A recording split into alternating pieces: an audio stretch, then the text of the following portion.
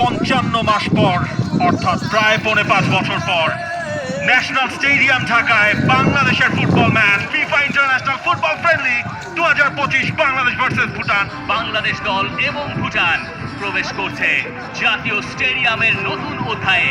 নতুন এক গল্প লেখার অপেক্ষায় ফাহমিদুল হামজারা। জাতীয় স্টেডিয়ামের প্রথম জাতীয় সঙ্গীতের অপেক্ষায় এখন দুই দল। খেলায় জিততে চাইবে দুই দলই। এশিয়ান কাপ বাছাই পর্বের পরীক্ষা। ভুটানের সাপোর্ট টিম, যিনি আজকে সকালে কেরালা থেকে কত ভোটকে দিয়েছিল গোলকিপার মিতুল মার্মাকে। এই শেলচেরিন, তিনি প্রথম ম্যাচে এশিয়ান কাপ বাছাই পর্বে তার তারিখের কাছে অপশন রাখেন না। ঠিক 55 মাস পর ভার্সেস ভুটান। বাংলাদেশ জাতীয় স্টেডিয়ামের প্রথম জাতীয় সঙ্গীতের অপেক্ষায় এখন দুই দল।